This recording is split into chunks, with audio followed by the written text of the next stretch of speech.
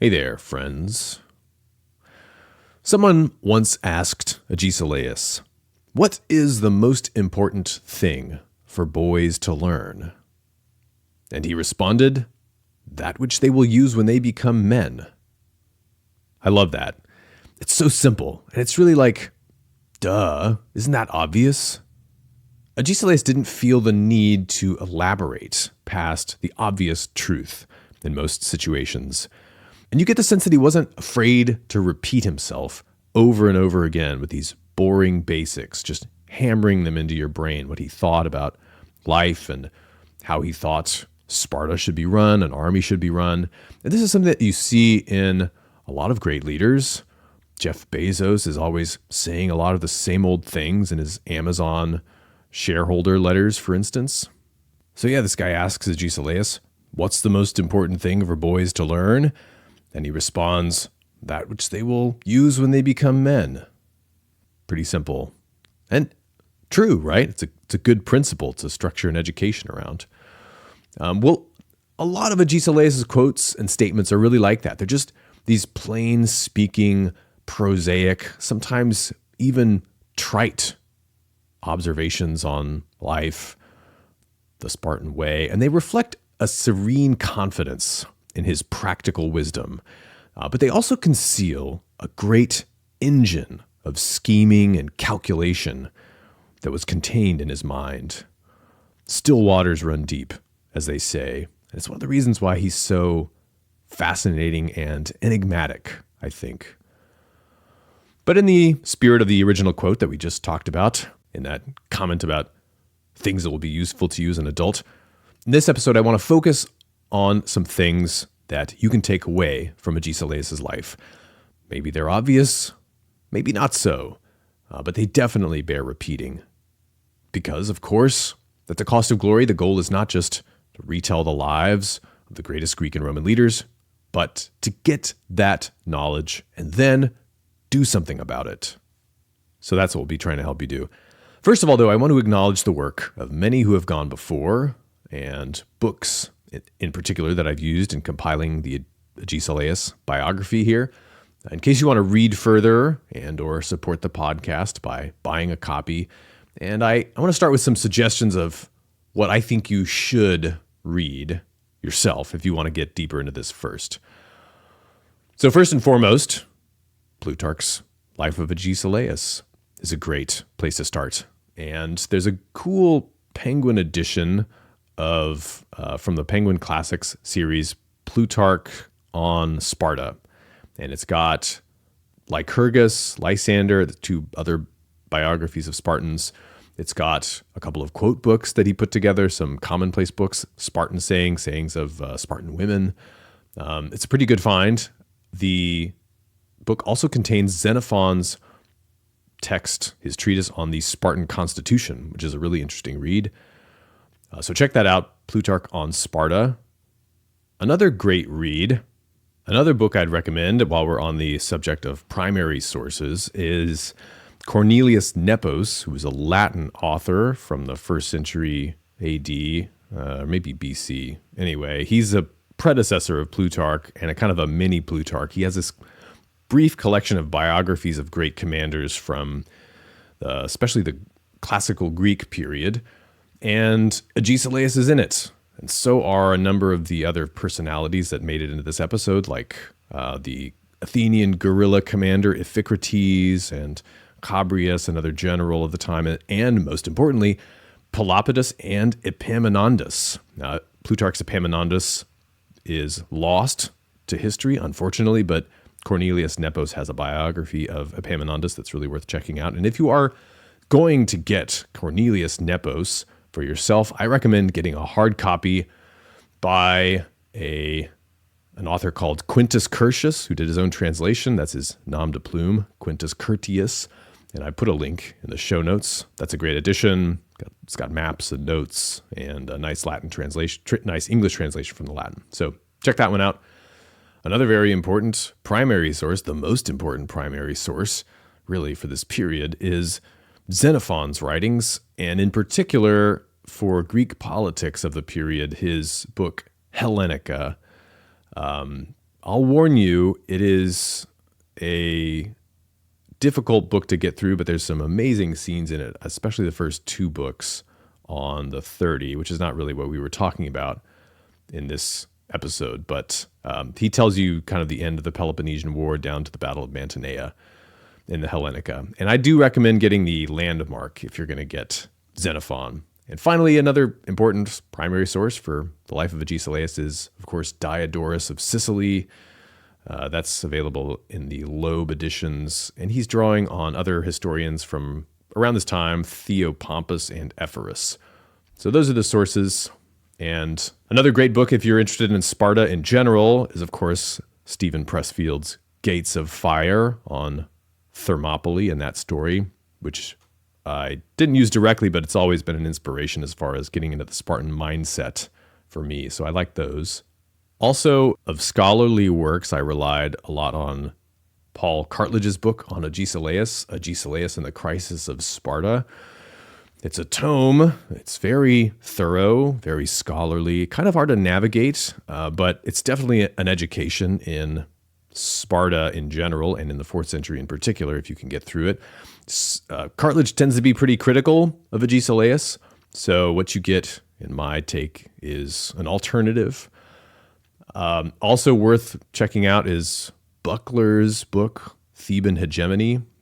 That is really good on the military history of Thebes, who he admires. Again, a scholarly book. Less scholarly, but by a scholar, very readable, is James Romm's recent book, Sacred Band, on Thebes and on this period. It's very readable, very clear, coherent, enjoyable. James Romm is a great writer. He's also a very good scholar, which is a rare combination. So that's a book worth checking out. And I also learned a lot from Hamilton's book, Agesilaus and the Failure of Spartan Hegemony, which is a good narrative of Agesilaus and his times. He's also critical, which you can kind of tell from the title, but I definitely gained a lot from his psychological perspective on Agesilaus. So there you have it. So there you have it. Books that I used. Some of them I recommend you reading. Others only really if you want to go deep, but you have some options. And if you use the links in the show notes, those are Amazon affiliate links, so I get a little commission if you want to support the show. All right, so some takeaways here. We've already named a couple. At the end of episode 1, we talked about how Agesilaus overcame his handicap, his limp, by a combination of laughing it off and working harder. We talked about how he didn't take traditional roles to be givens. He rethought what he wanted the Spartan kingship to be and how its relationship with the other powerful offices of the state of Sparta, like the ephors and the councilmen, what they should look like, and he did it the way that he thought was the best. And we also talked about how he was trustworthy to his friends. He kept his promises. He honored oaths and the bonds of guest friendship. So we've hit a few takeaways already, but here are a few more observations on how you can get something of Agesilaus' greatness in your life. And I've got 4 for you. One obvious one, and this is really a reiteration, is make friends early and often, and then look for opportunities to go out of your way to do favors for them. And this you just see throughout his life. And friendship is a Greek value in general. Every Greek of any standing knew the importance of having friends, not just within your own city, but in other cities, including with barbarians. But Agesilaus was especially good at it. And this gave him a position of security in the state and of influence internationally. And one of the secrets, I think, to keeping up a lifestyle that is extremely stressful and physically demanding seems to be having friends doing it with you. And that web of relationships that sustains your identity. You can't neglect these. It's really part of your work as a human. So, make friends early and often. Number 2, another thing I think that we can observe here, Agesilaus really embodied the Spartan way of life to people. We talked about how Plutarch saw his spear when he visited Sparta hundreds of years later, and it looked like any other Spartan spear. Xenophon gives you many anecdotes on this head, how Agesilaus, down to his last, he lived humbly. He says, go look at his house, look at his door in Sparta, and you can see how the man lived simply. And Xenophon goes on and he points out Agesilaus was asked, people begged him, let's make a statue of you. And Agesilaus didn't allow that. He didn't allow a statue of himself to be made. There's no image of him left behind. Instead, he wanted to leave memorials of his soul, in Xenophon's words, his psyche, that is, his mind. This means, in other words, he wanted to brand in people's minds what he did rather than sculpt an image of himself to remind them of what he looked like. And Xenophon calls this memorials of the soul. And this is a thing that a lot of Greeks at this period are interested in, the difference between having a physical monument made of you and what it actually is that you're going after when you want people to remember you. But this was very Spartan, to not glorify yourself as an individual, but sort of let your deeds speak for themselves and let people judge whether they wanted to remember you or not by those. In this way that he conformed in his own character to the values that he represented, that the values that people thought he should represent as a Spartan, was one of the secrets to his effectiveness as a leader. So how do you get some of that in your own life? How do you transfer that? Well, here's how to do it. Don't say, I need to make values part of my personal brand. Because this is not about virtue signaling. It's about having hard, fast values. And great leaders are able to draw on this. Even the most cunning and ruthless leaders have something that they stand for. They have some kind of vision that they're trying to project into the world. They have things that they won't tolerate. If you don't have them already, first you got to figure out what they are. This can be challenging. I suggest don't go looking at what other people like. Don't go looking at what's popular. You have to really dig deep. You have to drill down to the bedrock. Drill down into your own tradition, your personal history, the best examples that have shaped you. Go to religion, even if you aren't religious. What religion were your ancestors? They were something, for sure. Well, what are the values that they lived by? That can be a good place to start. It's got to be something kind of deep and timeless, bigger than yourself. Well, Agesilaus was able to lead from this position of strength and confidence in his own way of life. And this was really essential to the whole project of Spartan leadership and Spartan hegemony in Greece. This allows you, this conformity with your values allows you to become something bigger than your individual brand and to represent something higher and more expansive than even your native city or country or the company you work for or lead or even founded. But just remember, it can't be smarmy and fake and taken up on the moment. People are going to see through it. You need to uncover it rather than making it up. Okay, so number 3, and this could easily go unremarked, but I think one big lesson of Agesilaus is stay in shape. Literally, stay physically healthy. Agesilaus was leading his army up and down Greece and then up and down Egypt. Egypt in his 80s. Think about it. What kind of life was Agesilaus living at age 40 to ensure that he could perform like he did at age 80? What kind of routine did he have at age 50 or 60? Well, it's the stuff that we've already talked about here and there. Eating simple, reasonable food, not drinking much, sleeping outside on the hard ground, all of these little challenges, being indifferent to heat and cold. In the moment, these little mental tests, you might think of them as every day, when you have the option to take it easy, to enjoy yourself, but you don't, that mental habit in the moment makes you more hungry and eager for the bigger challenges, the real challenges, the important ones that you'll face in your day-to-day life now. But it also strengthens your system. Your body responds to those challenges by becoming the sort of body that can hold up against challenges, right? So you have to make serious demands of it continually. So think of that. Think of Agesilaus the next time you want to chicken out on that cold shower or on that last rep at the gym or that fight that you need to fight, etc. Number 4, finally, be willing to work through intermediaries. Part of this is just letting your subordinates shine, which any manager or leader ought to do. And this always reflects well on you on some level.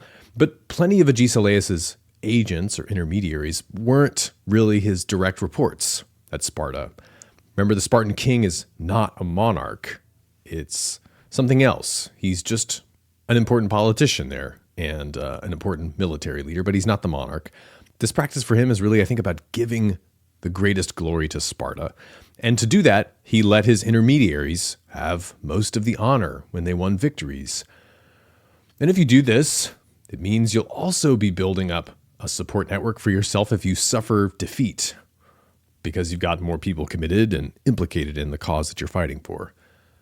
So if there's a cause that you really genuinely care about, the more deeply you believe in it, the more metaphysically committed you are to seeing it through, well, the more it makes sense to get others interested in the problem and committed to it, and to your particular vision of it, maybe, and to get them taking credit for the wins, even.